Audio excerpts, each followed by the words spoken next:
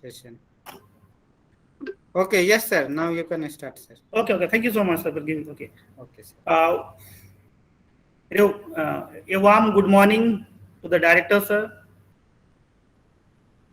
registrar, sir, coordinator of this Atal FDP on artificial intelligence, and the dear participants from different parts of the country. Okay. Today, I'm going to discuss about the concept of machine learning and its application in healthcare. Basically, what today the healthcare sector has long been an early adopter of and benefited greatly from various kinds of technological advances. These days, machine learning, okay, and that is the subset of AI, plays a key role in many health-related, including the development of new medical procedures and the handling of patient data and records, and the treatment of various kinds of chronic diseases. Even in this tough time of COVID-19, I saw many researchers have done work in the early detection of COVID-19. Published papers, okay, and might be maybe in some places they also use that particular application for early diagnosis. Okay, so here a computer scientist whose name is Sebastian Tharum told that in his recent article named AI versus MD. So in that he has written that just as machine-made human muscles 1,000 times stronger, machine will make the human brain 1,000 times more powerful. Again, I am repeating what he has written. Just as machines made human muscles 1,000 times stronger, machines will make the human brain 1,000 times more powerful. So such kinds of technology is required today for making decisions. Okay, but here several times many doctors also given a warning that the use of such things having the adverse effect also. Besides this, the rate of progress is increasing day by day, and for many that it should be. And AI is the future of healthcare. Okay, so basically, what AI will affect physicians and hospitals, as it will play a key role in clinical decision support system. Okay, earlier in artificial intelligence, there is a Mycin system is there. Okay, and that is especially used for decision support system, enabling earlier identification of various kinds of diseases. Okay, I will show for some case studies. Okay, and it also helps in plan to use ensures optimal outcome from the available resources. Okay, so basically in this what we're going to discuss the many things. Okay, and if anybody have any questions during the lecture, please note it down, and at the end of the lecture you may ask. Okay, or I will provide my email ID in the chat box later on, and then you can also send me, communicate through email also. So that is the cycle of the COVID-19 actually. Okay, infections, then clinical symptoms.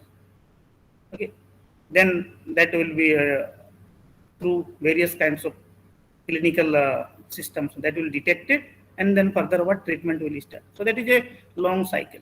Okay, but what happened in this case, you can see here some of the headlines of our national level news. Delay in COVID-19 test reports can lead to the spread of infection.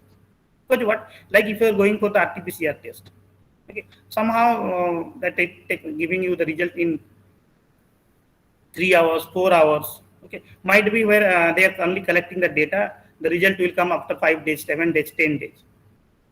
Okay. So suppose that a person is infected from COVID-19 and its result is coming out after 7 days. That time what? That person will going to infect the many people which come in contact with that particular person. So there is a requirement of a system that can predict early for some kind of disease. So that's why needed such kinds of system. Okay, please confirm, Buddhadev sir, my voice is clear and loud? Yes, sir, it's very clear and loud. Okay, thank you. Okay. So these are the reasons why that ML is required, are for early predictions. And even what, for high volume of the data, it will be better technology that can do help in predictions. Okay, So in this our presentation, we're going to cover the following things like digital health, about machine learning, what are the different application areas where we can use the machine learning, okay, what are the different algorithms in machine learning. Then thereafter what, we're going to discuss about the case study for diabetic predictions, how we can design machine learning based diabetic prediction system, okay, and what are the different tools available to develop such kinds of systems, okay. Now, what is digital health? So, using technology to help improve the individual's health and wellness, that is digital health. Okay, and it can cover everything from wearable gadgets like we are wearing the smart watch, okay, like or different kinds of sensors. Even through mobile apps also helping in that. So it can cover everything from the what wearable gadgets to ingestible sensors, from mobile health apps to the artificial intelligence. Okay, so here by applying the digital transformation through the recent technologies and tools to healthcare sector, okay, and that will going to what tell you that suppose that someone having high BP, and sometimes if the person's wearing some kinds of gadget, that will what provide some kind of warning that your BP is high. So you take care of some medicines, or you can consult to some physicians. So that will be helpful in such way. Okay, so digital health technologies that will be like that reduces the healthcare cost in the long run. Tailored machines and medical solution to individual patients' needs. It may improve the patient engagement. It may standardize the medical procedures. It may improve in the wearable gadgets for smart tracking of the vitals and treatment administration based on the real-time data, based on the whatever the like some persons of wearable gadgets that is provided by the hospitals. Okay, and that's the person's data will be stored in the some medical. So medical personnel can analyze that particular data, and even time to time they contact based on their data generated to help them in for better treatment. Okay, so digital health technologies through mobile health apps, through personalized medicine, for telemedicines, for EMRs, okay, electronic health records, telehealth, and wearable devices. So these are the different technologies those are frequently used. Now, what are the importance of the digital? So basically here that preventing diseases and helping patients, monitoring and managing the chronic conditions. Okay, like some ago I watched in a movie one army officer deputed one nurse for taking care of her mother. Okay, now what happened that her mother is his mother is suffering from Alzheimer disease. Okay, so even he cannot memorize the small things. She cannot memorize the small things. Later on, what the nurse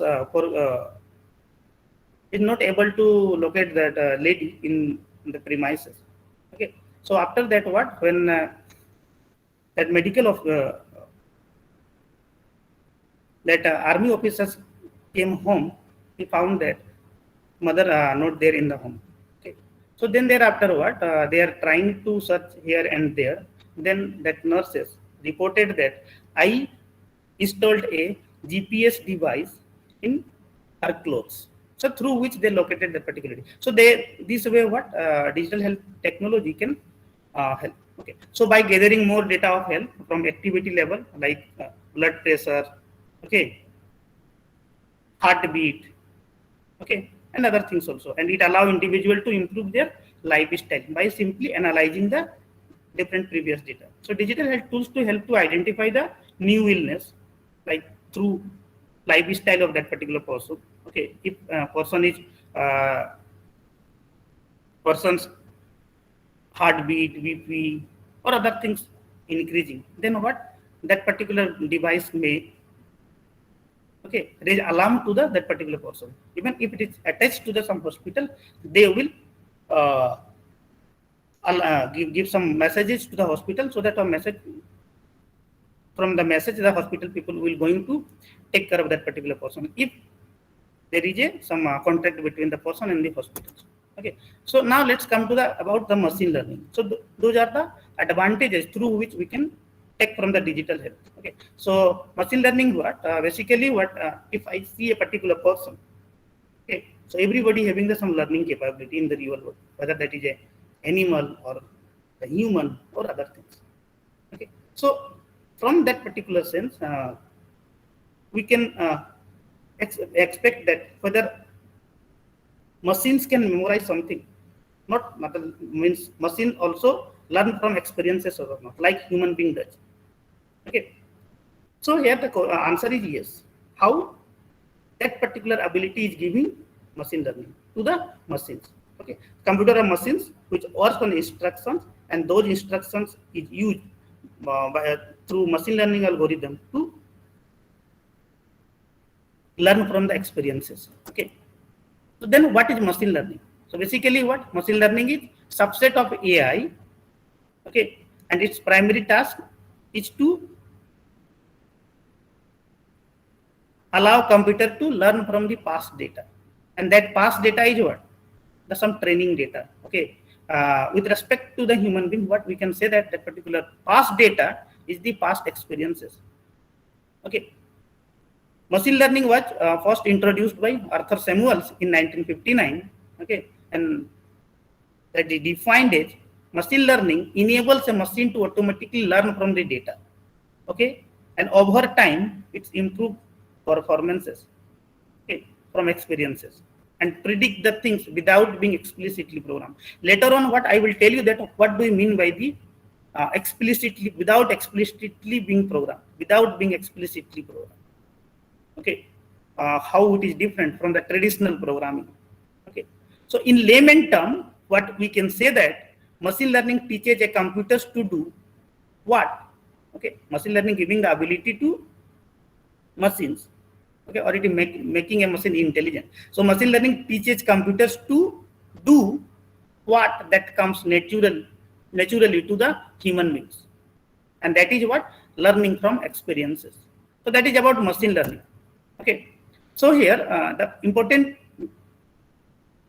parameter is past experiences, and here in terms of the machine learning, that is a sample history data. Okay, and that is called training data, and based on that particular training data, along with a particular kind of machine learning algorithm, that will depend on the what kind of training data you are using. If you are using the supervised, then what you have to use the supervised learning algorithm, classification algorithm. If you are using the unsupervised data, then what unlabeled data actually. Okay, then you have to take clustering algorithm. Okay. And to build a model, and further what that generated model with the help of training data and machine learning algorithm, and that is used for the purposes of prediction. Okay, so here the performance or of that particular model will depend on the what quality of the data we're providing to the machine learning algorithm. Okay, if the data is good, then what obviously the model whatever generates, that will be good, and that will going to give you the true prediction. Okay, and time to time you can also change the training data. So here from that figure, if you are day by day, if you are enhancing your knowledge, okay, if you are not enhancing your knowledge, then what happens? That become same. But if you are increasing your knowledge by 0.01, okay, then what it becomes some larger quantity. So what more data you will provide, it will going to give you the better results. But if you have the data, and if you are not able to use that particular data, or you are not able to know how to use that particular data, okay, and then that will be a simply garbage. So it is what you must know about that, how to use that particular data. Okay, so that is the brief history of machine learning around in 1990s to 2000. First generations, here some applications has been developed like fraud detection, various kinds of search algorithm. Here applications are applied in supply chain management. Then in the second generation, like some database related applications are developed, like recommender system like Amazon and Flipkart using today.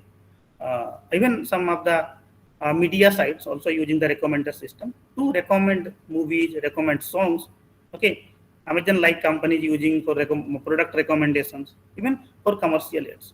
Now 2010 to 2020, that is modern machine learning. Here various applications has been developed, like speech recognition, computer vision, machine translation. Like everyone is using to convert one language to another, like English to Hindi, English to Tamil, English to Telugu, okay, English to Bengali, okay, and vice versa. So that is efficiently done, okay, and okay, and that will based on the what, some training data that is okay. Now 2020, after 2020, okay, that become what now concept of deep learning, okay, deep neural networks are gaining popularity.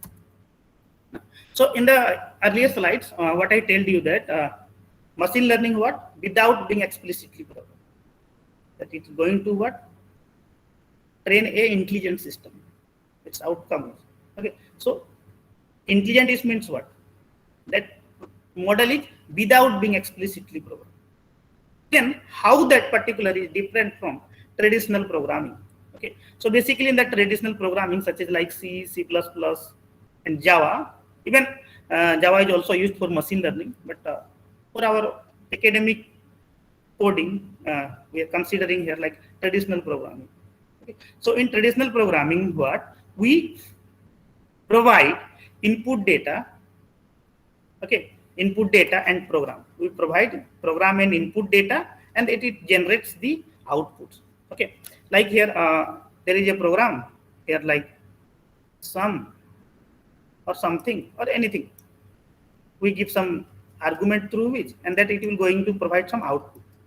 So here input is provided and program will be given. Then what, it will going to generate output. Okay, but in machine learning based system, machine learning what, we provide input and an algorithm.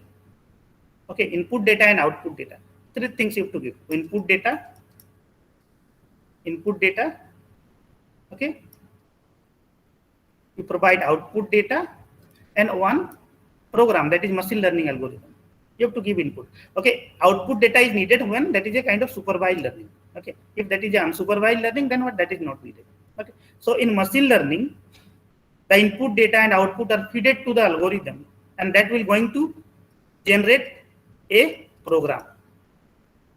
That will going to generate program or model, and further that particular model is used for the purposes of prediction. Okay, so if we're going to give some input, then what, that will going to predict about something. Okay, suppose that here I give an input of some diseases like diabetic disease. Okay, diabetic disease. Okay, here there are n number of attributes, n1, n2, and its class is whether a particular person is infected from diabetic or not. So many samples are there, 1, 0, 1, 0. And based on this, what? Okay, and one machine learning algorithm. So these are the inputs, that is the output, and that is the machine learning algorithm. Based on these given input, the machine learning algorithm will going to generate a model. Later on, I will show you through a diagram. Okay, model. Okay, and in that particular model, if you provide the value of some input parameters, then that particular model will going to predict whether the person is infected from diabetic or not, suffering from diabetic or not. So here that is the basic difference. If you provide input and program, that will generate output in traditional programming, whereas in machine learning, okay, if you provide input, output, and the machine learning algorithm, okay, that will going to give you a program or model or some set of rules. Okay, based on this, you can predict the future. So here output is a program. Now, so then how machine learning works? Okay, so first of all, what you need to identify the problem for which you want to develop a machine learning model. Okay, then thereafter, according to the your application domain, you need to collect the data from various sources. If you are trying to develop a healthcare application, then you have to collect the data from hospitals. If you are trying to make a model for market forecasting for shares, then what, you need to collect the data from, okay, stock exchange. Okay, if you want to develop an application for auto industry, then what, you need to collect the data from auto industry, like that. Okay, now then thereafter what, After collecting the data, you need to prepare the data. Okay, you need to pre-process that particular data. Okay, so pre-processing basically for outlier detection, for cleaning, removing, handling noises. Okay, handling outliers. Okay, or outliers and extreme values. Okay, treatment of null values. So such kinds of pre-processing can be done. Even here, feature selection also done, because if your data having many dimensions, many attributes, like your applications having 10,000 attributes, then perform work or processing in the 10,000 attributes, that is very difficult. Actually not difficult today, because resources are available in cloud and all, but it will time consuming in training the model. In such situation, what we need to reduce the dimensions, okay, dimensionality reductions.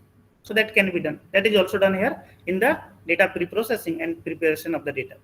So after pre-processing the data, what we need to select the algorithm based on the what kind of data we have taken or collected. Okay, so here you can choose supervised learning classification algorithm or clustering algorithm or regression methods. Okay, so after selecting the algorithm, you need to train the model, okay, based on the pre-processed data. So here input data is given input to the training model. Okay, so training model in successive iterations, okay, it generates the test, okay, trained model. Okay, and that particular model is basically what? Mapping of input to output. So maybe that will be in the form of rules, maybe in the form of support vectors, maybe in the form of weights in neural network, okay, and other things. Okay, even it is a hyperbox based, then that will be hyperbox. Okay, then after the training the model, we need to test the effectiveness of that particular model. Okay, how much accurately that particular model is predicting. So based on the what known outputs, we have to test the effectiveness of that particular data, performance of that particular model, how much accurately that is predicting. Okay, there are so many parameters are there to test the effectiveness of the model, like precision, recall, F measure, sensitivity, specificity, and all these are derived from the confusion matrix. Okay, so after testing the model, and suppose that its performance is good, okay, then what we need to integrate that particular model in the client side. Okay. And today so many applications are there, those who are using the machine learning concept, even like in your camera phone, automatic adjustment of brightness and other parameters. So there were today camera phones using the concept of AI. So that is the process here. Training, first of all, collect the data, extract features from that particular data. Okay, then you can perform the pre-processing. Okay, then give input that particular data to the some machine learning algorithm, and machine learning algorithm will going to find the interesting pattern in between the input and the output, and based on this, that will going to generate a classification model. Okay, and here that generated model is used for further process of predictions. So here in the second page you can see input data is taken, then feature is extracted. Okay, from that it will predicting the output of that particular. Okay, so that is first page is training, and if its performance is acceptable, then what we integrate that particular model for real world prediction purposes, and that particular model is used for the purposes of prediction. Okay. So here you can see here that is the data sample. Okay, that is the class. So here up to these are the inputs. Okay, and that is output. Okay, that is the sample 1. Okay, that's outcome is 1. That is sample 2. Its class is 0. Okay, that 1 0 means that is like that is suffering from diabetes. That is not 0 means not suffering from diabetes, and diabetes not suffering from diabetes, and so on. Okay. So if we provide the input and output to machine learning algorithm, and that algorithm is decision tree, then what such kinds of tree will be generated. Okay, and by using that particular tree, you can predict something. Okay, so that is the model here actually. That is the partial decision tree here. model and generated through decision tree classifier. Oh, sorry. Okay. Model generated with the help of decision tree classifier. Okay.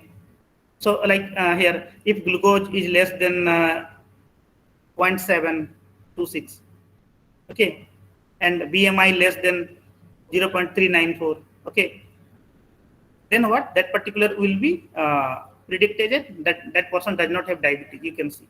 Okay, if glucose is less than 0.7, BMI is less than 0.394, okay, then also that is does not have the diabetes.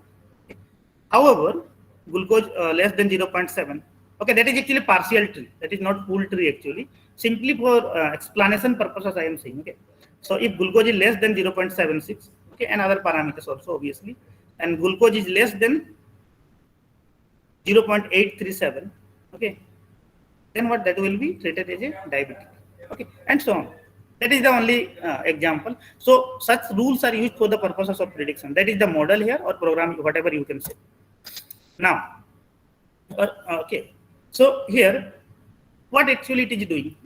According to this, what the algorithm try to find out the mapping between these two in all set of inputs and the output.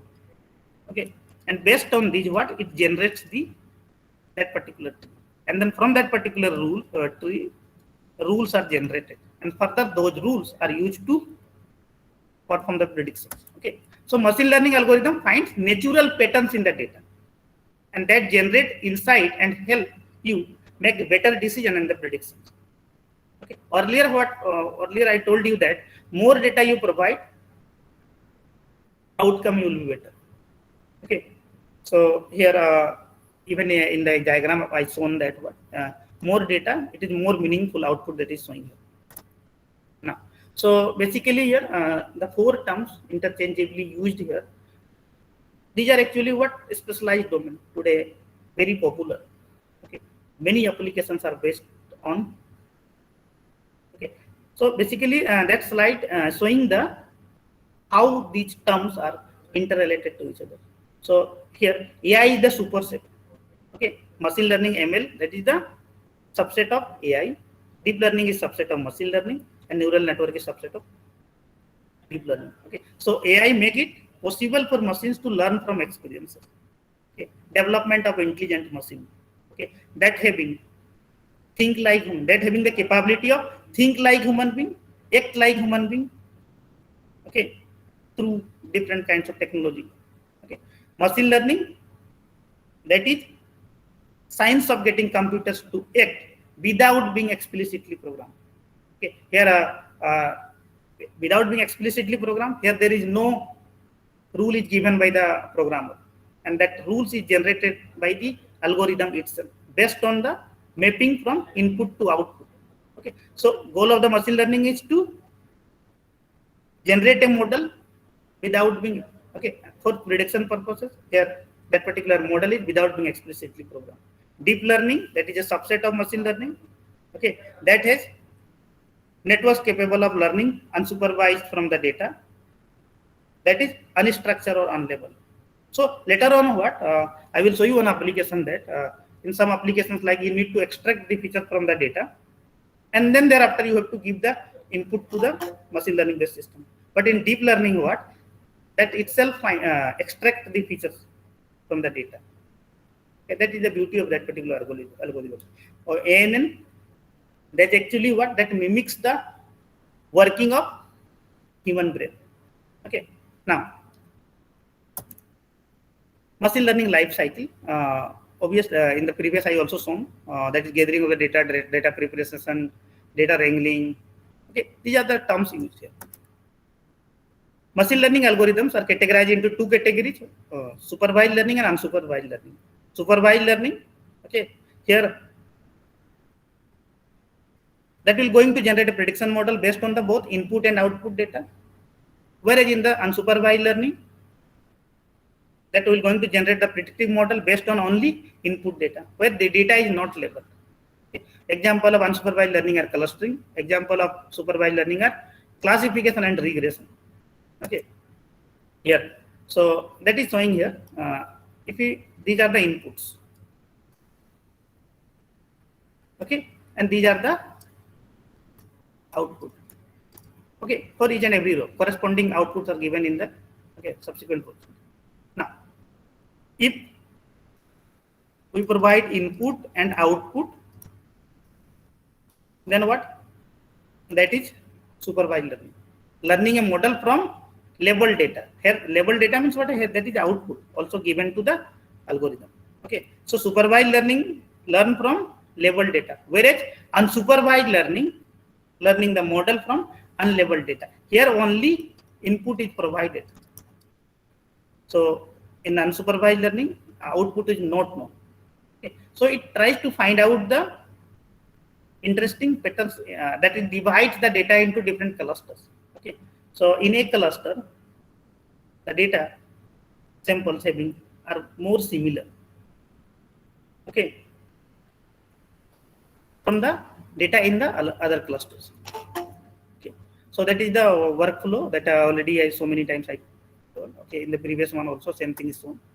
Okay. Now, so these are the some algorithms in each category. So some popular algorithms of classifications are like decision tree, decision system, Naive Bayes, Gaussian Naive Bayes, Bernoulli Naive Bayes, multinomial Naive Bayes, KNN, SVM, etc. Some popular clustering algorithms are like K-means, K-medians, okay, fuzzy C-means, okay, DB scans, etc. Regression analysis, okay. So here output is categorical here, okay, and here that will be numerical, okay, and obviously that is going to generate in the clusters, okay. Some regression analysis algorithms are like linear regression, okay, polynomial regression, Poisson regression, okay, support vector regressions, gradient descent, Bayes regression. So many algorithms are there. Simply you can find all these in different Python libraries. Like you simply go and type sklearn. Okay, you will get different kinds of algorithm, classification and regression algorithms. I will show you. These are the some real world applications. Okay, applications such as like actually what in the upcoming in the next slides I will discuss about the applications of machine learning in healthcare. But those who are from the different department, you must know about where we can use the machine learning. So real world applications are available for computational finance, that is used by finance organizations, finance institutions for credit scoring, algorithmic trading, okay, for trading organizations, for stock market, etc., etc. Like suppose that if you are applying for the loan, okay, so banking system, banking financial institutions having some system, they will going to predict whether that particular persons will be able to repay the loan or amount or not. So that can be predicted here. That is used for image processing and computer vision, for face recognitions, motion detections, object detections. Many of you observed that in your city that some in the some cities, I saw here in the Jharkhand state, in the capital of Jharkhand, here in the traffic, some camera are installed.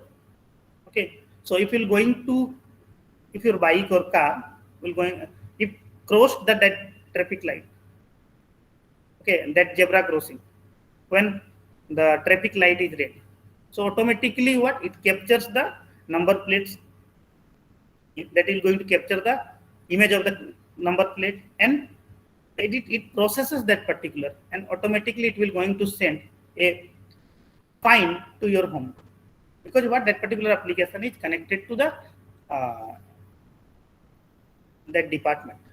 Okay, so automatically what it detects that number plate, recognizes numbers from that particular, and it will going to send the fine to you. No one is going to ask you, you have to pay the fine in the road. Okay. So here image processing, computer vision are used for face. Okay, other applications are also there. Like in this COVID-19, some applications may be developed for detection of masks. Okay, whether some persons wearing a mask, face mask or not. Okay. For face recognitions, motion detection. Face recognitions are used for the security purposes. In computational biology, for that machine learning is used for tumor detection, okay, for drug discovery, DNA sequencing, even that is used by energy production organizations for load forecasting, for price forecasting, okay, automotive aerospace manufacturing also using predictive maintenance, okay.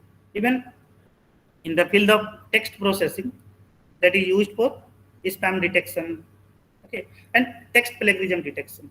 Okay, suppose that if you have written a particular article for a research paper, and you are going to give input to that particular a plagiarism detection software, that will going to tell you that whether your text in your article are plagiarized or not.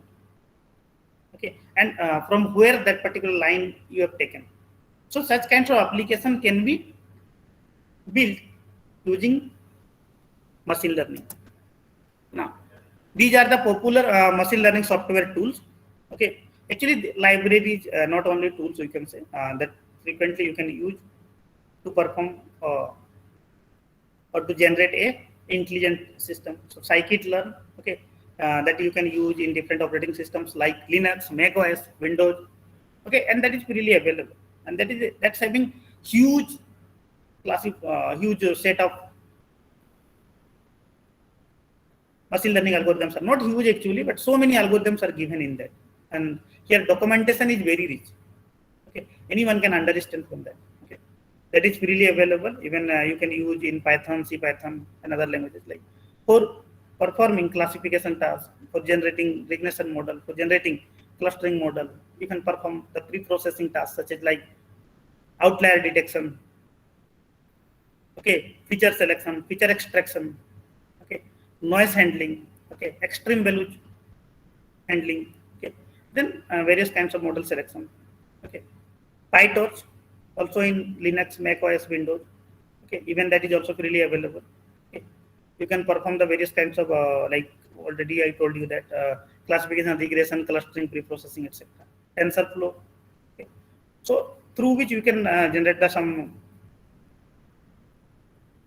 for data flow programming, okay, like you can use TensorFlow for image processing, okay, with the help of deep learning. Then Weka, okay, so that is for the beginners actually. That is also available for Linux, Mac, Windows, okay, and that is written in the Java. Okay, like Scikit is written in C actually. Some of the tools are okay. PyTorch, Python, C++, and CUDA. Okay, TensorFlow is written in CUDA, C++. Okay, Weka is written in Java. Okay, so through Weka, what you can perform the data preparations, classification, regressions, clustering, data visualizations, and association rule mining. Okay, so these are the applications available in the Weka tool. Google Colab. Okay, here you can perform Python programming. You can implement the deep learning, neural network, etc. Apache Mavot. Okay, you can perform reprocessing, regression, clustering. You can develop the recommender systems. Okay. AcorsNet, that is written in C#. You can perform classification, regression, okay, clustering, hypothesis testing, okay, image, audio, and signal processing. Okay. RapidMiner, actually that is paid, but for academic use, you can download. Okay, many features are given in that particular for academic and research purposes. Freely available, but if you want some more algorithms, then what you need to purchase from the RapidMiner. Okay.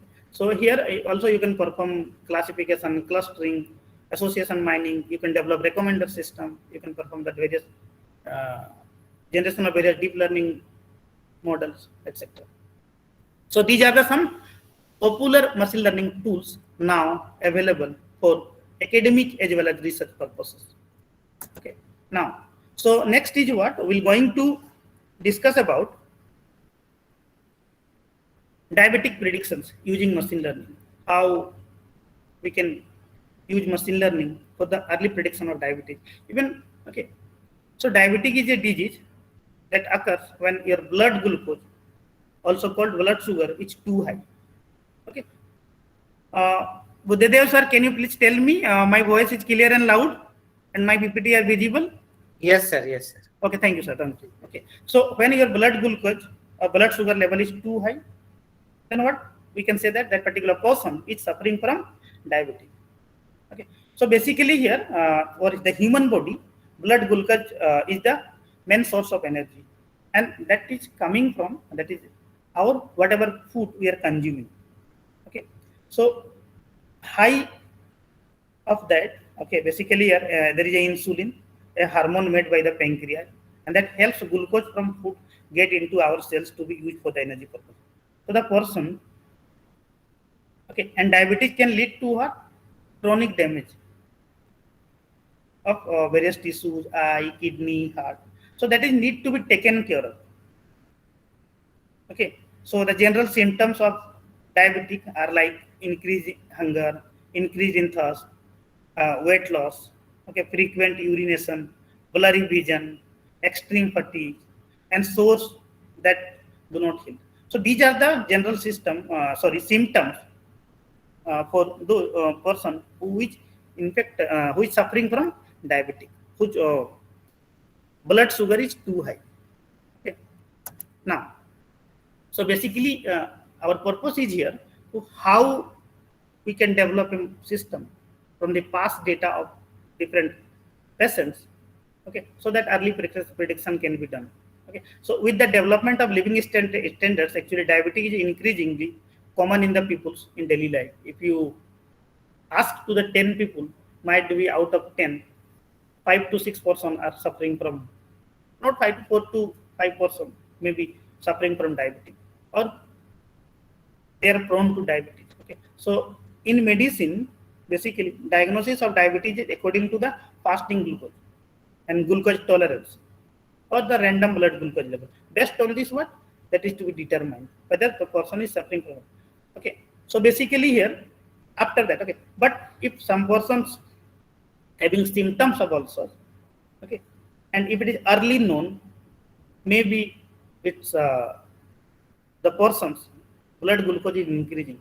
So if it is known that the early diagnosis, or there will be some device that can monitor it. So the early diagnosis obtained, okay, then what easily we can control that particular. Okay, many persons even in the society, they are suffering from that, but they are not aware of it. Okay, suddenly what you will aware of that, what, oh, some person having that this issue. Okay, why? Because that particular person's having high blood glucose, but that person is not aware of that particular. Okay, so that need to be prevented.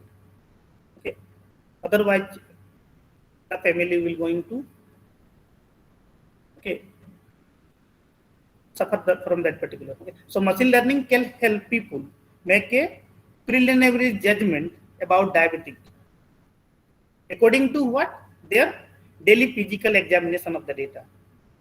Okay, and it can serve as a reference for the doctor. Oh, okay, if some person's blood glucose level is up and down, or day by day if it is increasing, okay, then what, that is a warning, that is a alarming. Okay, so we need to take care of that. Okay, we need to avoid such foods that increasing the blood glucose. Okay, then that can be prevented. Okay. Now, so suppose that there will be some such kind of applications. Their data maybe comes from some wearable gadgets, or if you input these data, like this is not actually managed, that is not predictive attribute. So and these are the predictive attribute, like plasma glucose concentration, dialytic blood pressure, okay, tricep skin fold thickness, serum insulin, body mass index. If you submit that, then that will going to tell you that whether that particular person is suffering from diabetic. So here these are the data inputted. Okay, so diagnosis suggests that the patient does not suffer from diabetes. Okay, and on what basis that particular model telling? In the it's okay backend, some data of the various persons is there, those who are suffering from diabetes and those who are not suffering from diabetes. So this model uses here support vector machine classifier, and its accuracy is 80%. Okay, so if some persons may be falsely diagnosed as diabetic, but that is not an issue. Okay, but somehow it in the scale of 100, 80 times that is accurate. Okay, so this way what many persons life can be saved, and that particular model here, diabetic predictions, using the PIMA Indian diabetic dataset, and that is freely available in UCI repository and Kaggle. You can download it, okay, and you can develop such kinds of system, okay, and even through some doctors available in your city, through consultations you can ask for the medical history of various persons. Okay, you collect that particular data, and using the machine learning algorithm you can develop your own system also. Now, so in the PIMA Indian diabetic dataset, here all patients are female and their minimum age is 21 years.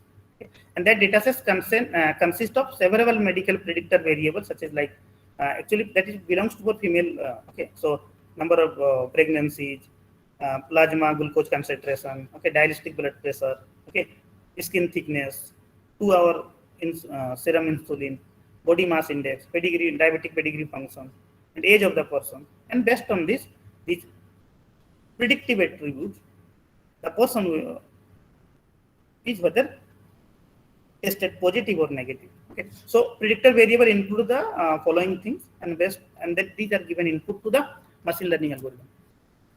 Now, how you can develop such machine learning based system using Python? Basically, here only I am showing you the code. Okay, even you can use some of the there are some tools also available through which you can design the layout of that. Like you can use the Kiwi tool, Kiwi package, okay, and through which you can design the layout of that particular. Okay. So first of all, what you need to open the Jupyter notebook. Okay, even you can install Python, even you can use Google Colab, or you can use IDE, Anaconda, or PyTorch, or others. So here I am showing you through Anaconda. Basically, I am not demonstrating you. I only pasted the code in the different slides. Okay. In the hands-on session, I will show you that. Okay. How to generate such kinds of model. Okay. So Jupyter notebook. Okay. Open Jupyter notebook. Go to the start. Okay. So lecture ले रहे हैं. Sorry, 1 minute please.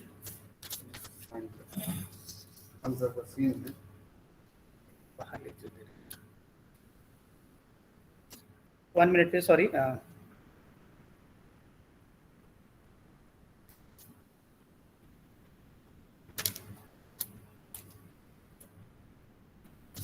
Okay, so first of all, what you need to load the data set. Okay, load CSV using Python. CSV file, that is comma separated value. Okay, so for that you need to import the CSV import numpy that is used to perform operation in the array. Okay, here that is the name of the file. Okay, having extension .csv. Okay, through open function you can read that particular RB, that is the read binary. Okay, and through CSV.reader. Okay, that will be operated. Okay. Now, okay, after that what you can loading the data, you can print the shape of that particular dimension of that particular. So that particular data, whatever uploaded here, loaded the data, that's having 9 attributes that telling the what rows, number of records, and here second is showing the number of attributes. Number of attributes. Okay, these are the number of rows in that particular data set. So you can load the data using Python standard library. Okay. Now suppose that if you want to load the data set using NumPy, then what to do? You can use the method. This one that you have to use load text. Okay, load text. Okay. Load text, and further what through which you can print it. Okay. Now even you can load the dataset through URLs. Suppose that if you are providing the URL of GitHub, okay, or Kaggle, or other in the Google Drive. Okay, so you can do that through NumPy and you have to use that particular URL open. Okay, so okay, and by using you can load the data set. So again, what that will going to give you the data set shape 768 and 9. So that is the number of rows and that is the number of columns here, and that is showing here. So I told you a different ways of loading the data set. Okay. Even pandas, you can do that. For from the pandas, you can use that particular method. Read CSV. That is available in pandas. Later on, what I will show you in the second section where you can do the Python programming. Okay. So read CSV. Okay, and these names here designate the different attributes. Okay. Now, even using pandas also, you can load the data set through URL. Okay. So read CSV, first parameter will be URL, and the second parameter are the different attributes. And again, you can print the shape of that particular dimension of the data set. Okay, having 768 rows and 9 columns here. Column represents different attributes. So 9 attributes you can see here: 1, 2, 3, 4, 5, 6, 7, 8, and 9. Here, among the 9 attributes, 8 are input attribute and 9th one is the class attribute. Okay, predictive attribute. Now, so after loading the data, what to do? We need to understand your data. Okay, like you can perform the various kinds of statistical analysis of that particular data. Okay, like let's see. Okay, so first of all, what you can review the first 20 rows, 100 rows. Okay, first 5 rows, and that can be done. You can extract the different number of rows using head function. Okay, and that is available in the pandas. So what to do? You need to okay, use that particular library pandas. Okay, so that is used to load the data set. That statement is used to load the data set. Okay, and here data dot head. Okay, data dot head. Then what it will going to extract only 20 records, first 20 records from that data frame. Okay, and then further what that is printing. So that is the outcome of that is the output of this. You can see here first 20 rows are same. Okay, suppose that if you are going to provide 10 here, then what it will going to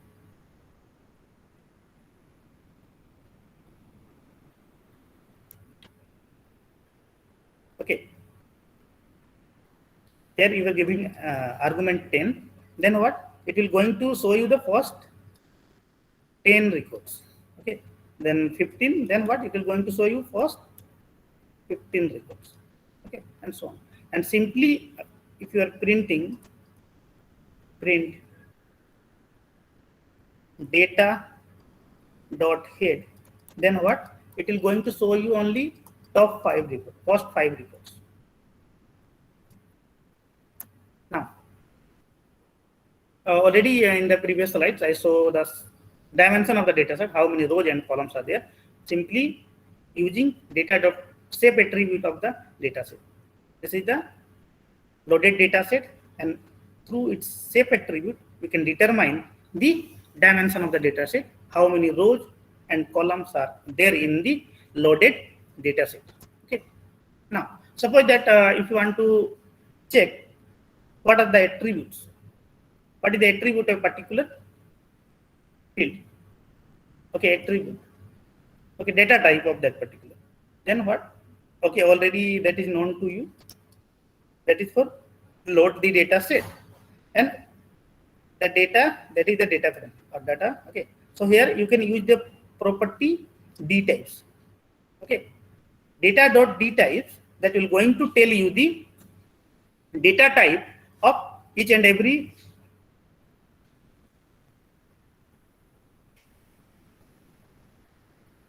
okay.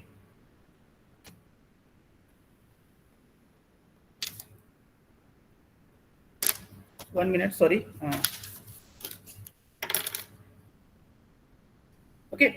So that tells the data type of each and every attribute. So you can see here the data type of skin thickness is integer type. Okay. Data type of body mass index is floating type. Okay. That is having real value. Pedigree functions having floating point type. Okay. And class having integer type. So that's the value is 0 and 1 actually. So that's why what is giving it's is integer type. Okay. So you can see here in that particular data set, most of the attributes are integer value, and mass and pedigree function having floating point types. Okay. Now, after that, what? Let's see the statistical summary of the data set. Okay. So up to this, that is the load the data set. That is similar in all the previous slides. Okay. Here. So here we're going to generate a table. Okay. So display width we set to 100, precision 3. Okay. Now that particular statement here only used to determine the statistical summary. Okay. So you can see here that is showing mean, standard deviation, okay, minimum, 25 percentile, 50 percentile, 75 percentile, and the maximum. Okay, for each and every attributes. Okay.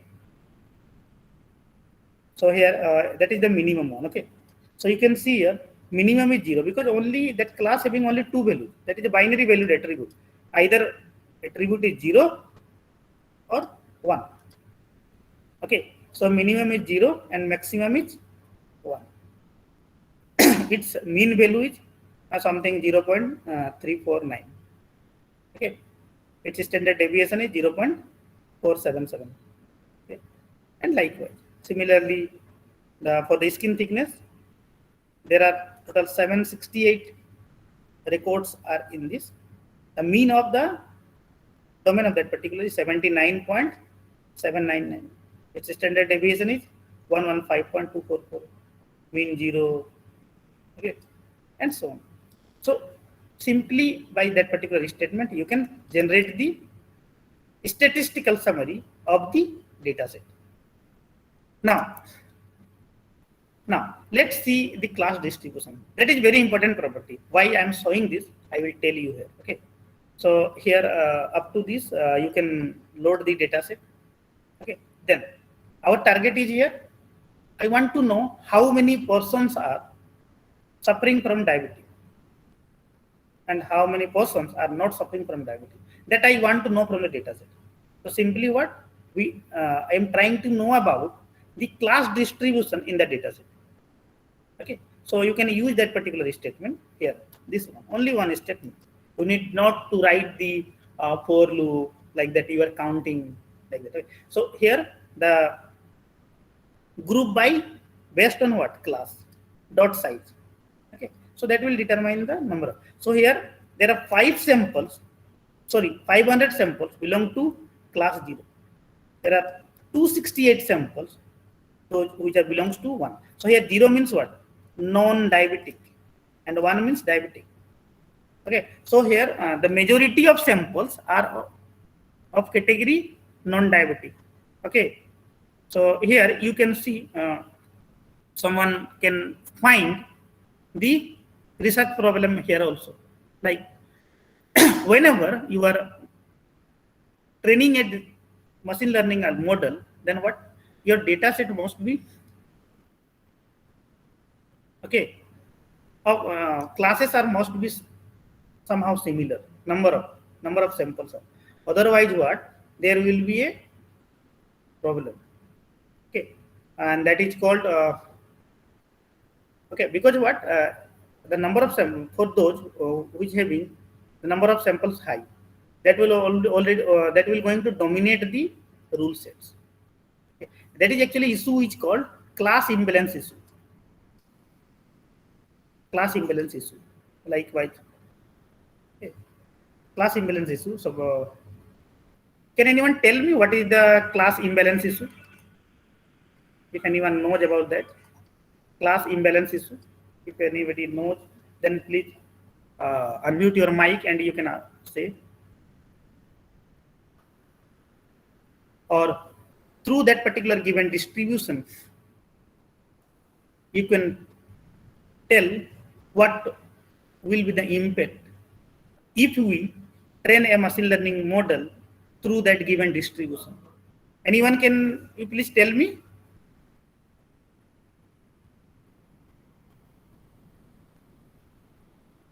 Okay, you can unmute. Okay, so okay, let's I'm telling. Okay, so basically here one class having 500 sample and another class having 260 sample, 268 sample. So obviously here there is this is an unbalanced data set. Sir, is it in unbalanced?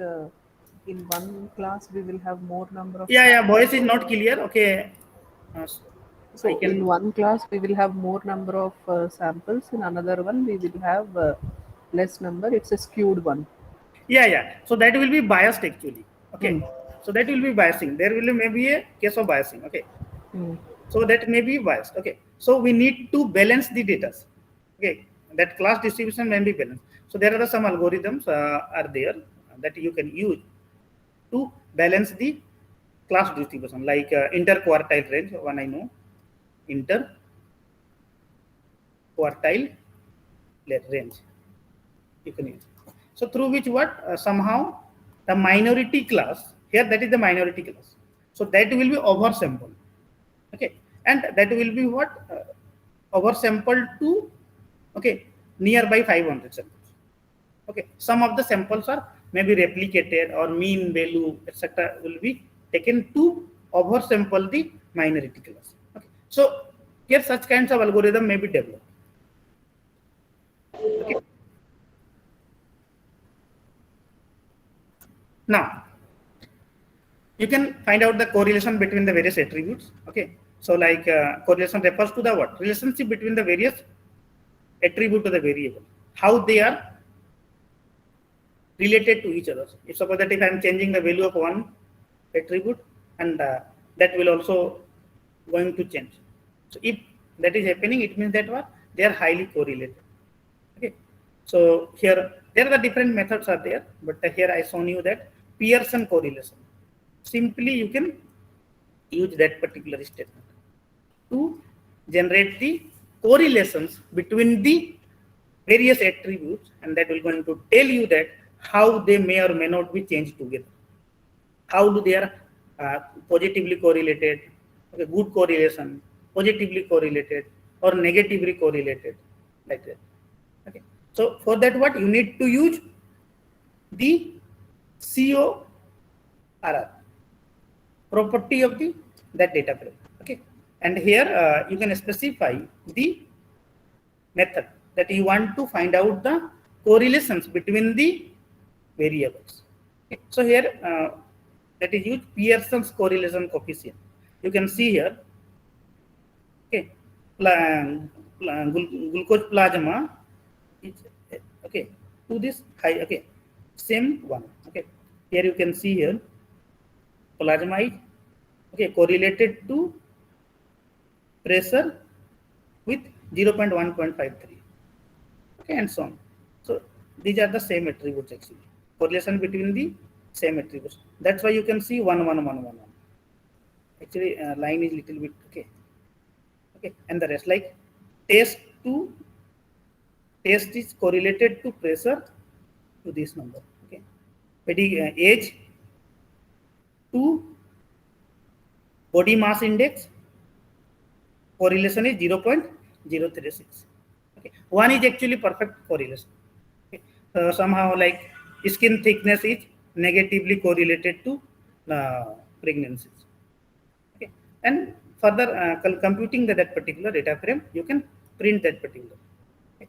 So you can also determine the relationship between the two or more variables or two or more attributes. Now, understand your data with visualizations. You can plot various kinds of plots through Matplotlib, Seaborn, even you can use the pandas.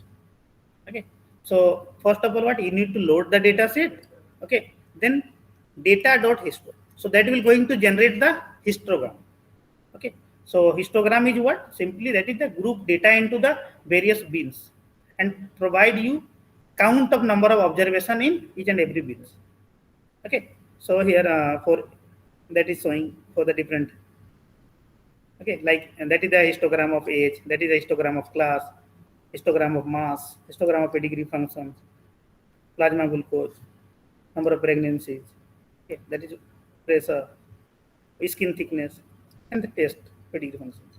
Okay, so here after that, that will not going to show you the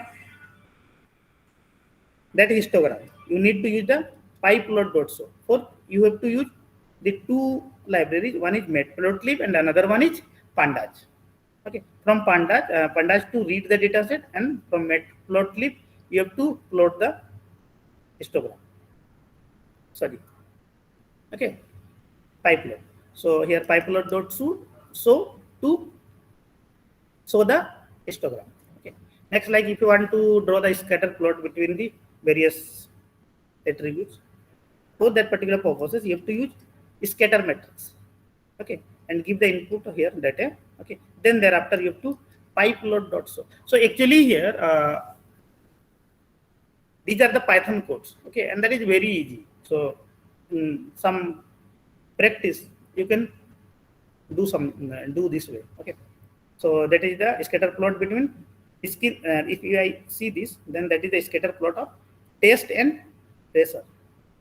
Yeah, sorry, test and plasma glucose. Because here 9 attributes are there, so some of the values are here overlapped. Okay. You can generate that scatter plot. Now, so after pre-processing, or actually after analyzing the data, okay, what the main task is to generate the machine learning model. Okay, so these codes are already known. Okay, so here the machine learning model is generated with the help of logistic regression. Okay, because the class output is 0 and 1, so that's why that is taken care of. Okay. So, and that is available in sklearn. Okay, and for that you have to use pandas for reading the data set, and model selection for dividing the available data set into training and testing set. Okay, so that is known, that is the name of the file. These are the attributes names. You can use the read CSV to read the data set. Okay, now after that, what these are the some that defining the some variable. Okay, and here that is the main part of that. Okay, here what we have 768 number of rows. Okay, so what we have to divide the whole data set into two sets. One is training data set and the testing data set. Basically, training data set is used to train the model, and the testing data set is used to test the effectiveness of the trained model, how much accurately that particular model is giving correct output. So for that particular purposes, you have to use the train test split method of scalar. Okay, so here x is the input, these are the attribute, y is the output class. Okay, and here test size. So test size over here you are taking 0.33, means 33% of the data set is used for the testing purpose, and the remaining 67% of the data are used for the purposes of training the model. Okay, so that determines the testing data set. Okay, so out of 100, 67 data is used for training purposes, and the remaining 33% of the data are used for checking the effectiveness of the model. Okay, okay. Now after splitting the data set into training and testing set, what you have to initialize the model. Okay, here we will going to use logistic regression. Okay, so after model is initialized, then thereafter model will be trained based on the training data set. So here X train represent the input attribute, and Y turban represent the output of each and every tuples records. Okay, so input, here input is given and its corresponding output is given in the input. Okay, so based on this, logistic regression will going to generate the model. That will be the model. Okay, after that what? Using the model dot score, what? So here model is generated. 1 minute. Let me change the color of this. Okay. So here model is trained. Okay. Then thereafter what? We need to check the effectiveness of the model, how correctly that is predicting. So in this what? So training set is used to train the model. Now testing set, whose input as well as output is known to them. Okay. So here I am giving input, the input and its label also for each and every samples of the testing data set. Okay. And that will going to compare the, that is the Y test is the actual output. That is the actual output of each and every sample here, like 0, 1, 1, 0. Okay. So here the model will going to generate predicted value of the class. Like that may be 0, that may be 1, that may be 1, that may be 1. So here you can see the last is differing. Okay. So based on these two values, it will going to tell you that what is the accuracy of the prediction. Okay. So that can be determined with the help of model dot score. Okay. Here inputs are input of testing data set and output of testing data set. So that particular model giving 75.59% of accuracy. Okay. So almost like 24% error in that particular model. Okay. Now, so this way what you can generate the machine learning model using logistic regression. Okay. Now, here I used training testing split in the previous example. Okay. But here one more method is here that uses the k-fold cross validation. Okay. Here in k-fold cross validation, each and every samples are used and then average of that particular is taken. Okay.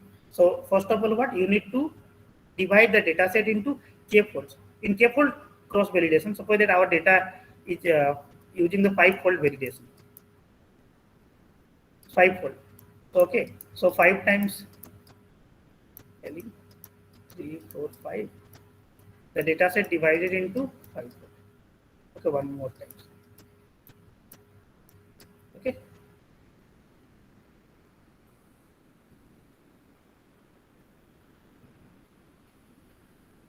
Okay. So in the 5-fold validation, one part is used for testing and the remaining are used for training. Second time what? The second split will be considered as testing set and the remaining are considered as training data set. Third will be testing and the remaining are used for training purposes. Fourth one similarly and the 5th one. So this way what each and every samples are used for training as well as testing. Okay. Then again same method is used for logistic regression for training the model. So you can observe that here in the previous one accuracy is around 75.59, but in k-fold cross validation the accuracy is 76.95. Okay, and that is actually standard deviation. Okay, 4.841%. Because here I used format method. Okay, so you can trained that particular model through training testing split. Okay, or the second method is k-fold cross validation. You can specify your number of folds that you can use like 10, 7, 8, 9 or any time, like any. Okay, that you need to define it. So here 10-fold cross validation is taken in this particular. Okay. And here the training testing split is 67-33. You can use like you can train for 90-10 split. 90 is the training size and 10 will be testing size. 80-20, 70-30, and further different. And you have to save the best model. You have to save the best model that will provide the better accuracy. That configuration will be saved. Now, After that, okay, so I trained the model through different methods. Now next is confusion matrix. Basically, what the accuracy is computed based on the confusion matrix, using confusion matrix. Okay, so that is used to train the model. Okay, then now we're going to generate the confusion matrix. Okay, so basically here that is the testing data set, that input testing data set. So that giving the output, that is the predicted. Okay, that will be actually vector. Okay, and here that will give an input to the confusion matrix method. So that is what known output, actual output. Okay, and that is the model predicted. Okay. So based on this, that is generated here. Okay, and the training testing split or k-fold correlation may be used. Okay. So actually here, let me write this. So that is actual here. You can interchange actual. I am writing here for the expression from actual and predicted. Actual 0, actual 1, actual 0, predicted 0, predicted 1. Sorry. So actually 0, okay, and predicted is 0, and there are 141 samples. Actually 1, but that is predicted as 0. Are total 21 samples. Actually 21 samples are 1, but that is predicted as 0. Now 41 are actually 0, but that is predicted as 1. So are 41 and 51. Actually 1, but and that is predicted as 1. So based on that, these are the correct predictions. Actually 0, and that is model predicted as 0. Actually 1 and okay, predicted as 1. Predicted as 1. So the accuracy will be what? Accuracy will be 141 plus 51 divided by 141 plus 21 plus 51 plus 41, and you can multiply that particular to 100, then that will be in percentage, like 75.95%. That is actually not okay, that is my assumption. Okay, I'm supposing that particular suppose. If I compute that particular, then I compute. So you can determine. On other parameters also you can determine through this, like precision, recall, okay, F measure. Okay, so later on what I will show you the different formulas.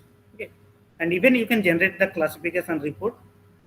Okay, these values are based on the confusion matrix, like precision is 0.77. Okay, for class 0, for class 1, recall is this one, and so on. So for that particular purposes, you have to use classification report, and that will be generated based on the actual outcome and the predicted outcome of the model. And further, what you can use the print statement to print the now. So here I generated a machine learning prediction model using logistic regression. Actually, what I have not gone through the working of the logistic regression. Okay, simply I am trying to show you that how much that is easy to train a machine learning based diabetic prediction system. If you're going to change the data set to other diseases, okay, like instead of diabetic data set, if you are using the heart disease data set, then what your model will be for heart disease predictions. Okay, now let's do same thing with another classifier, another machine learning algorithm. Okay, so rest of the thing is same from here to here. Okay, that uses the k-fold cross validation. Okay, only you have to change that particular line, this line, k nearest neighbor classifier. Okay, so here for that particular purpose you have to use that particular. You have to import k neighbors classifier from sklearn. Okay, yeah, here. Then thereafter what you can. Okay, here one line is missing here, like model.fit. Model.fit, that is actually according to the previous one. Here you have to use model.fit. Okay, that I have shown you in the previous ones. Now, similarly, you can use Gaussian Navy Okay, you can feed only showing the some Gaussian navy badge. For that particular purposes, you have to use this one, Gaussian navy badge. So only minor changes are required. Okay, and you can train for the various classifiers, and you can save the best configurations, best algorithm, best model that's having highest accuracy. And if you're going to use that, you can integrate to the some real world application. So that is about the prediction, how to generate the model. You can also design the UI of that particular, like in the very first slide of diabetic prediction, I shown you that you need to input the various parameter input, and whenever you will going to click on the predictions, that will going to tell you whether that is that person whose data is given in the that system is whether suffering from diabetes or not. Okay, so that will going to predict here, like somehow here in that. Okay, so such kinds of UI easily can be developed using Kiwi, or other tools are also available in the Python. Okay, here regression tree is used. Only you have to change the that particular line, and then you can fit. Rest of the statement I haven't not written. Okay, I will show you. Okay. So whenever a decision tree is used, its accuracy is around 69%. Okay. Now, support vector machine. Okay. Here, SVC, that is giving accuracy of 65%. Okay. Rest of the code will be same. SVC here actually support vector classifier.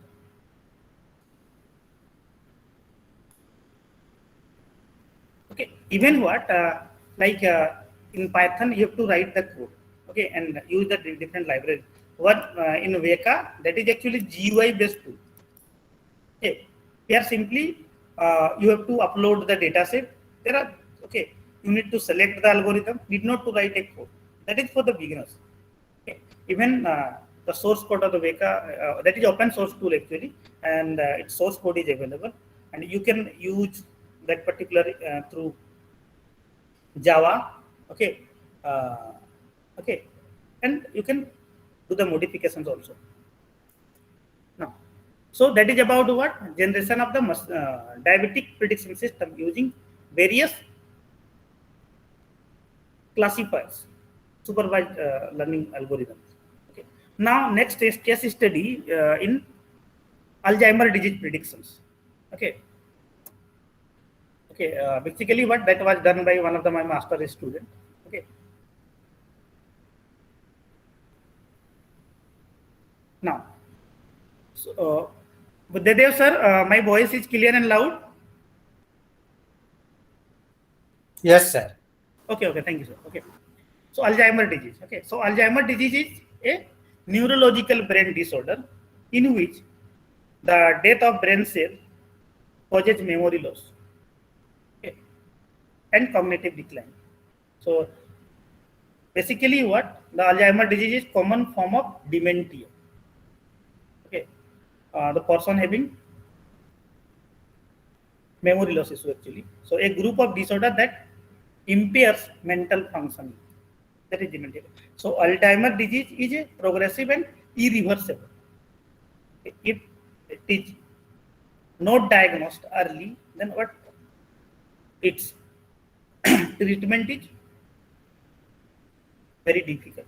So here, brain disorder is one of the earliest symptoms, along with the gradual decline of other intellectual and thinking ability. So here, that is called cognitive functions and changes in the personality and behavior. Okay, so let's discuss about that. So first person to describe the Alzheimer disease, that is Alois Alzheimer, and the first patient of Alzheimer disease is Auguste Deter. Okay. Now, Alzheimer diagnostic test. So medical history based on interview and questionnaire to identify the past medical problem through physical examinations like evaluation of hearing and sight, heart and lungs, as well as the temperature, blood pressure and the pulse reading, through which also that can be diagnosed. Third is neuropsychological testing. Okay, here in the neuropsychological testing, doctor uses a variety of tools to access the memory, problem solving, whether that particular person is able to memorize something or not, or attention, vision, motor coordination, abstract thinking. Through different methodology, they determine whether particular person having symptoms of Alzheimer or they're suffering from Alzheimer or not. Brain image scanning, that is also the. So here in this what brain and CT scans to okay, to look at the structure of the brain and find out whether there is a tumor in the brain or not, or whether there is a blood clots in the brain or not, and that may be what due to this a person's having memory loss. So these are the different Alzheimer's diagnostic tests. Okay. Now, what are the early signs and symptoms? Here are like very early signs and symptoms, like in this memory problem that I already couples of time I already discussed. Okay, that is the first warning of the cognitive loss.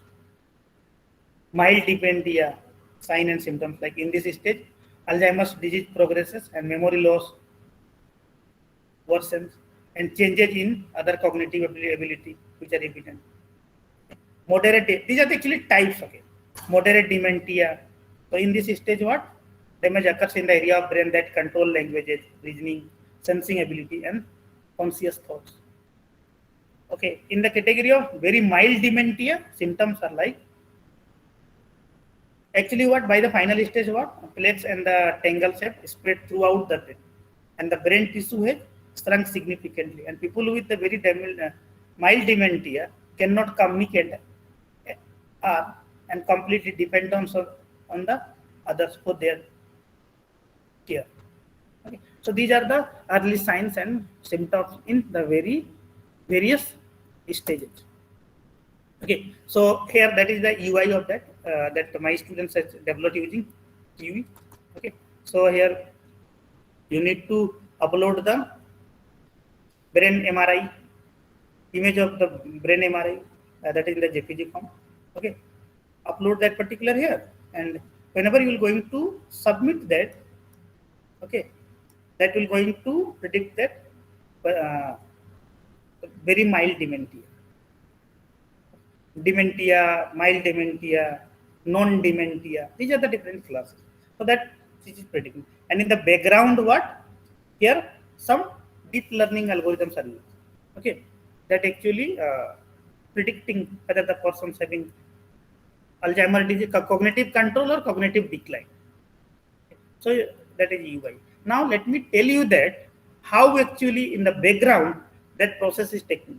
The process is okay to predict that. Okay. So here for that particular purposes, I will tell you that the CNN model is used. CNN. Okay, convolution neural network is used. Okay. So here first of all, what in this the brain images, okay, is divided into two sets: test data set and training data set. Okay, non-test data set here that will be divided into trained data set and validation data set, but somehow training and testing is okay. Okay, so the whole the data set, whether that is a training data set or the test data set, all are categorized into four categories. There are four classes: non-dementia, mild dementia, moderate dementia, and very mild dementia. So these are the classes. All the samples. There are image 1, maybe that is a category of non-dementia. Okay, image 2, that may be category of mild dementia. Image 3, that may be category of moderate dementia. Image 4, maybe a non-dementia, and so on. So there are 5 classes. Okay, so in the very first one, CNN model creation, then CNN model training, then CNN model validation, then model testing, and then user interface design, and then thereafter what that particular model is used for the purposes of early predictions of Alzheimer's disease. Okay, so let me tell you that what is CNN. Okay, well, okay, So already I heard that what some professors have already discussed, but I am giving you the brief idea about how what actually in the background. Okay, taking care. Okay, in that. So CNN is convolution neural network, and it is one of the algorithm of deep learning as a development of MLP. Okay, or other you can say, which is designed to process two-dimensional structure such as image. Okay, even that you can use the voices also. So we are working on the voice also right now. Recently we started on voice for prediction of, okay, based on the voice sample of the patient, that is to determine whether that person is suffering from Alzheimer or not. So image processing is applied to process image at a different resolution, and the output of each image is processed. And the output of the image may be dementia, non-dementia, mild dementia, and very dementia, very mild dementia.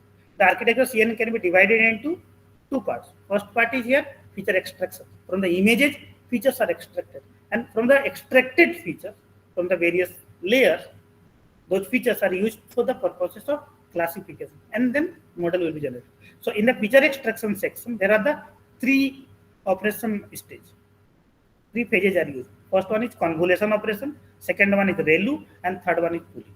Okay. Feature extraction having three sub phases. First one is convolution, second one is ReLU, rectifier linear unit, and the third one is pooling. And we have to use different combination of that particular, okay, different CNN layers. Okay, and finally we're going to use the classification. So that is here. First convolution, here input image, feature detector, feature map, ReLU activation function, then the pooling, feature map, max pooling, mean pooling, and then pooled feature map. In the flattening, okay, here feature map, and then that will be converted to one-dimensional array. And then finally what? That particular used for the purposes of prediction. So these are the phases. Okay, we have to use these phases multiple times. Okay, same thing. Okay, so here like visualization is showing here, and that model generated around 86% of the accuracy. Okay, let's see each and every phases one by one. CNN. So basically here, how does a computer read an image? Okay. So here I am using the color image actually. If monochrome, then what? That's having only one channel. So that color image, the image is broken down into three color channels: red channel, green channel, and blue channel. Okay, so each of these colors channels are mapped to the image pixels. Okay, so here red channel is for this one, that is for green channel, and that is for black channel, and that is showing here. Okay, so then computer recognizes the value associated with the each pixel and determine the size of the image. Okay, and because here I am using the color image, if it is a black and white or monochrome, then what? There is only one channel. Okay, that's you have to remember.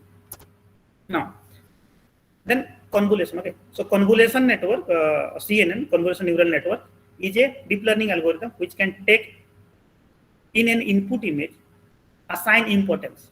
That importance is what? Learnable weights and biases. Okay, to various aspects and objects in the image and be able to differentiate one from another.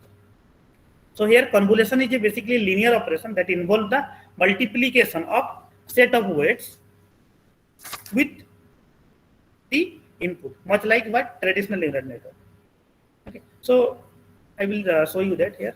So here in the CNN, like convolution, ReLU, pooling, and then fully connected layer. So these are the four phases. So let me discuss about the convolution of an image. So here in this slide, here you can see that in this operation, technique was designed for two-dimensional input. Okay, and the multiplication is performed between an array of input, that is the image channel, okay, and a two-dimensional array of weight. So that two-dimensional array weight is filter. That is called filter. Yeah, filter or kernel, and that is the okay. So what to do? If it is for red, so for green, so that you have to do multiplication with another filter, and for black also red, green, blue. Okay, RGB. Okay, that is a filter that you can do. Okay. So now here, so basically here, okay, so that is the filter,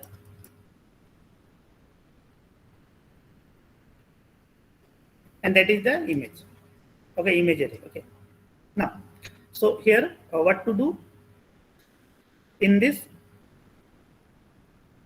We have the 4 steps for convolution. Line up the features and the image, multiply image pixel by corresponding image pixel. Like this one multiplied with this one, so multiplying with this convolution. Okay.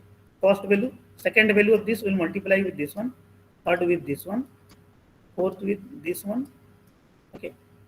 Now, after multiplying each image pixel by corresponding feature pixel in the image, then what to do? We need to add the values and find the sum. After that, what? We need to find out the sum. And then thereafter, what? We can divide the sum by total number of pixel in the feature. So total number of feature in this is 9.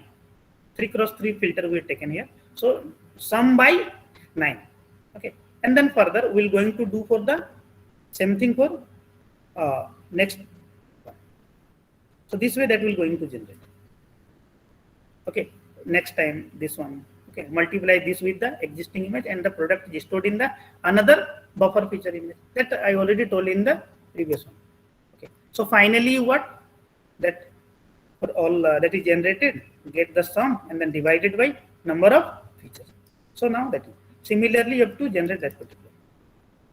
Okay, so with this image what? We completed the last 2 phases. We added the value 2 phases of this one, this. Okay. So when that is done, the final value is obtained is placed at the center of the filter. Okay, like here.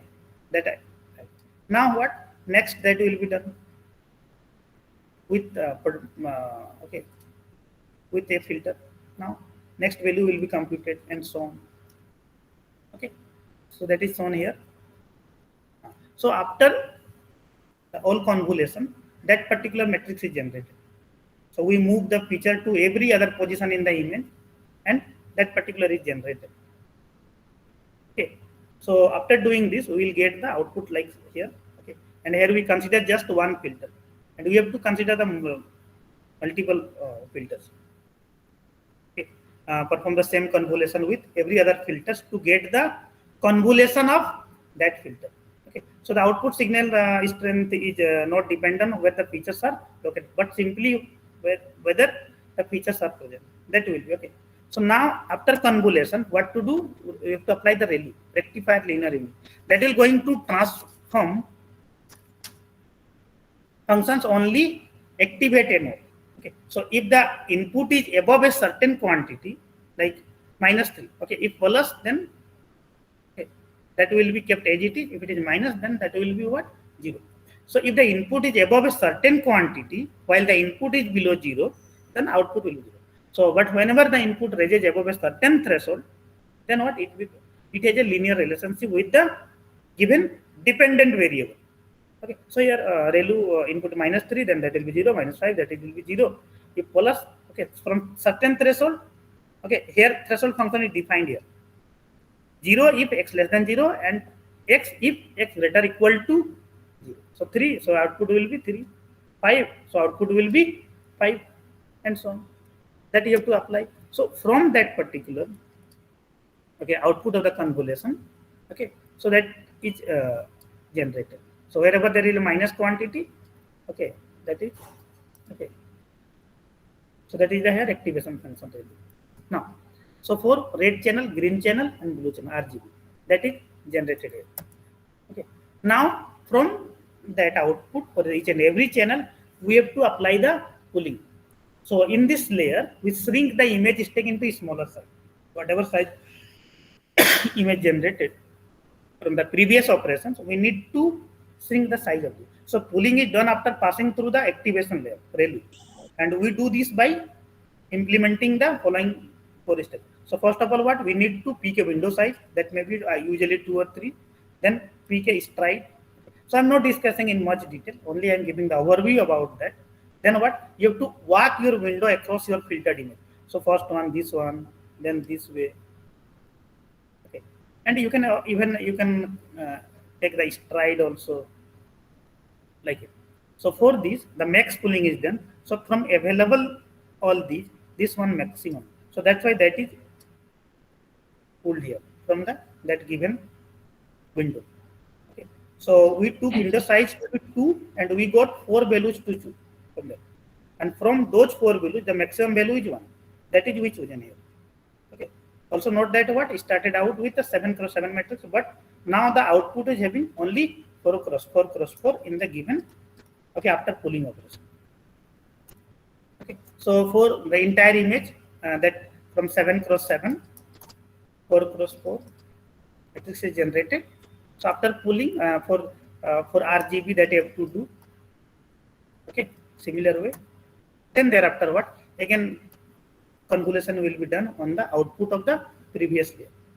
Okay, so again that will going to generate after pooling. Okay, and that will be continue. Okay, and then finally what will going to flatten that particular. That will going to generate a vector. So the last layer is fully connected layer, meaning that neurons of the preceding layers are connected to every neuron in the subsequent layer, and that mimic the high level region. Okay. So here that like 1, 0.5, 0.5, 1, so flatten, and this one. Similarly here 1, this one, that is flatten. This one, that one, and this one. Okay, and further that is used for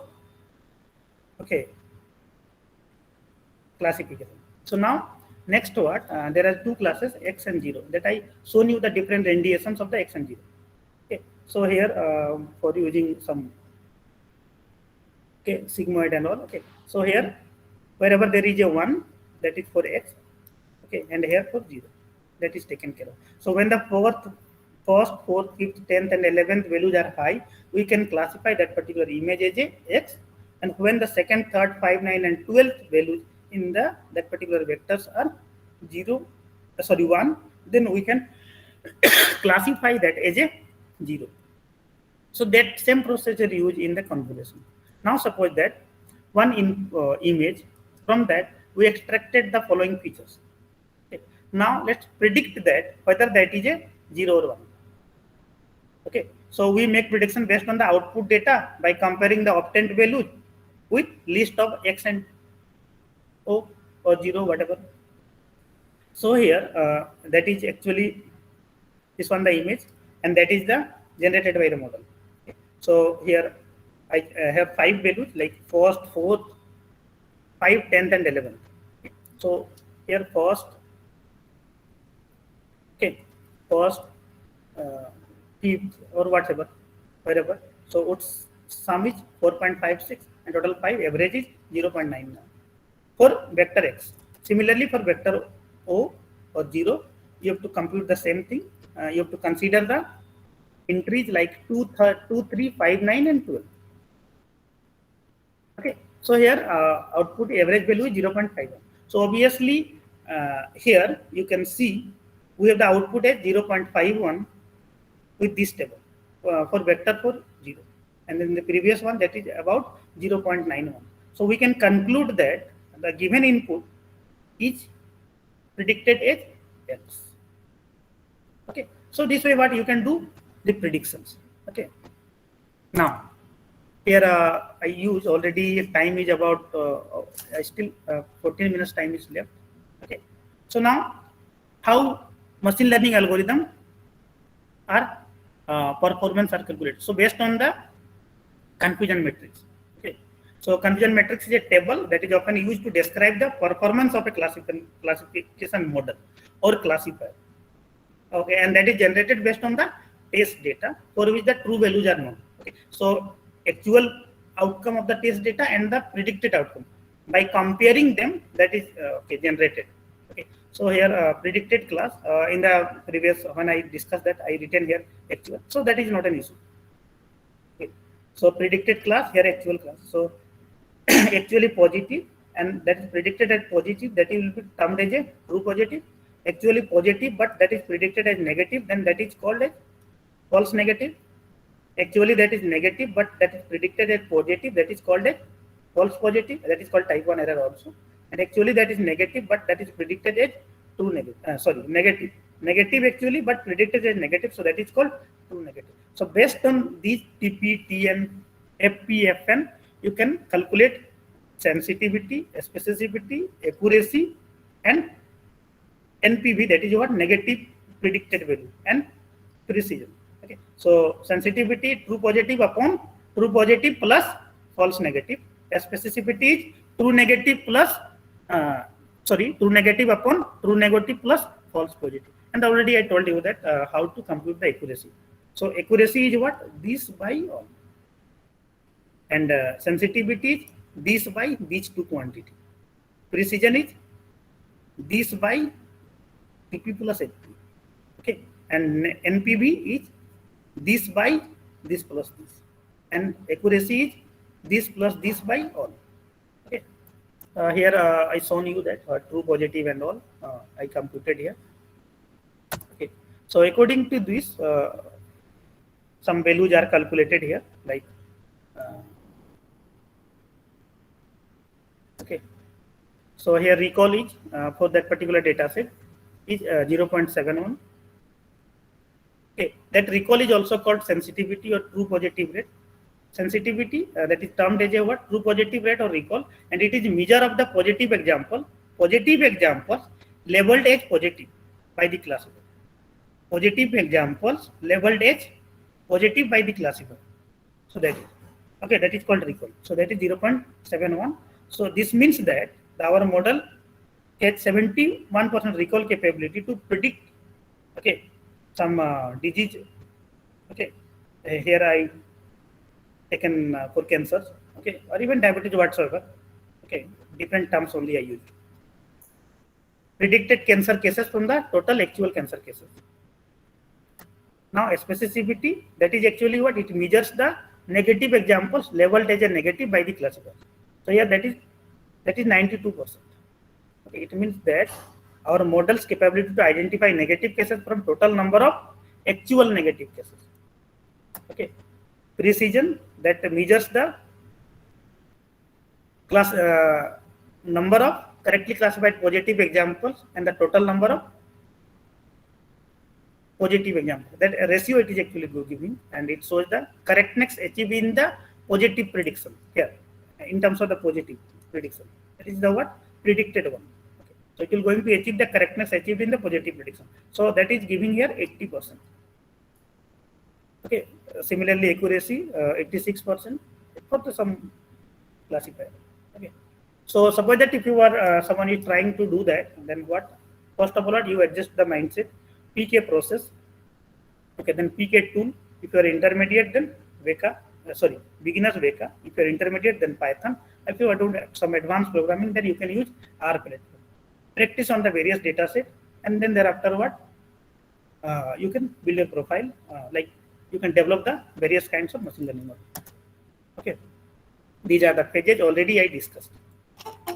Okay, these are already I discussed, like application of machine learning in healthcare, like identifying disease and diagnosis, like IBM Watson, they use it for drug discovery and manufacturing. Okay, Microsoft is using ML-based technique for multi-pair initiative, including developing AI-based technology for cancer treatment and for personalizing the drug combination for acute myeloid leukemia. Medical image diagnosis, Inner Eye initiative developed by Microsoft, which working on the image diagnostic tools for image analysis. Again, for personalized medicine, IBM has developed one tool, IBM Watson Oncology. Okay, is at the forefront of its movement by leveraging the patient medical history to help generate the various kinds of medical treatment options. Okay, then machine learning based behavioral modification. So Somatics is a B2B, business to business, okay, based data analytics company, which has released a ML based app to recognize gesture, which we make in our daily life, and allowing us to understand our unconsciousness behavior and make necessary changes. So these are the applications. Now, what are the challenges? So different challenges are like data volume. Okay, because through wearable gadgets, the size of the data increases day by day. Dimensionality reduction, like applications like image-based, having huge dimensions. If you are using the text-based application, then that's having millions of attributes. So from that millions of attributes, okay, to perform the operation is very tedious. It is time consuming as well as it takes too much of storage. So we need to work on the dimensionality reduction technique. Okay. Currently, I am working on dimensionality reduction. Okay. But then data pre-processing. Here you can do, you can design outlier detection algorithm, extreme value detection algorithm. You can solve the class imbalance issue that I already told. One such method is interquartile range. And next one is the optimization of the parameter setting. Like for KNN algorithm, how many nearest neighbor you have to consider. Okay. In like decision tree, rule optimization can be done.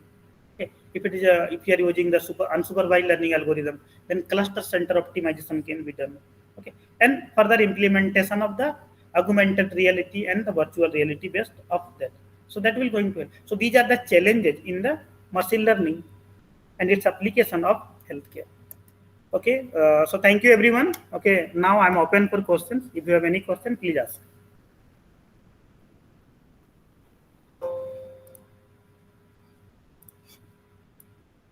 Now I open for question. Please ask if you have any question.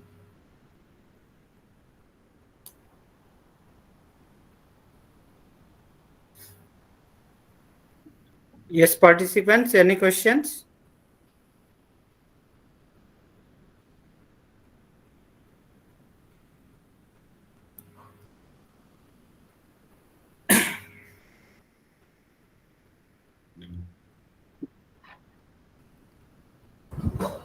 Sir, Okay, yes. Yes. Sir, if Python is used, then the special package is not required. Pardon, I am unable. Your sound is very low. Sir, if Python is used, then a special package like Weka tool is not required. No. Weka is another tool here. Okay, suppose that you have installed some version of Weka. Maybe some packages are not available. Okay, so you can upgrade that. Okay, you can from the library of the Weka you can. It means by using Python we can generate decision tree. Yeah. Decision tree or other classifiers you can use. Yes. Sir, one more question. Yeah. Sir, what would be the broad topic for purpose of PhD? Okay. So suppose that if you want to design supervised learning algorithm, okay. Yes. So you can design a supervised learning algorithm. Here, like suppose that if you have chosen decision tree, okay, if you want to modify the decision tree, okay, decision tree based algorithm, then what to do? You can work on the rule optimization. Suppose that if you want to modify the clustering algorithm, then one thing can be cluster center optimization. You can use genetic algorithm, Grey-Wolf optimization, particle sum optimization, etc. So that will be the performance improvement of classification algorithm. So in that you can work on the any field, like you can work on the feature selection, you can work on the feature extractions, you can work on the outlier detection, you may work on the extreme values detection, etc. So performance improvement of classification algorithm. That will be the broad topic in which what in any page you can work. Okay. Next question, please. Or if you have any question, then you can ask.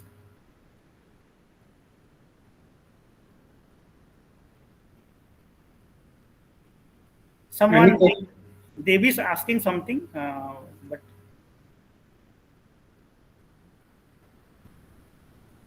any question?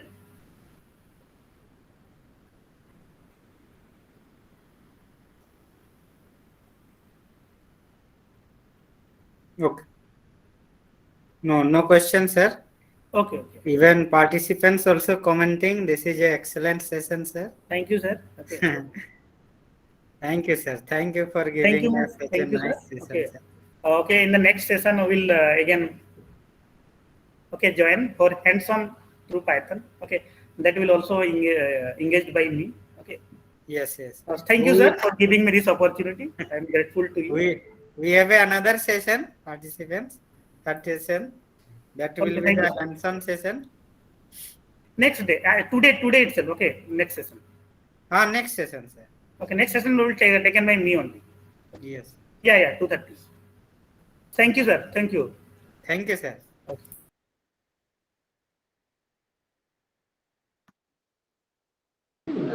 Thank you, sir. Next session will start at 2:30.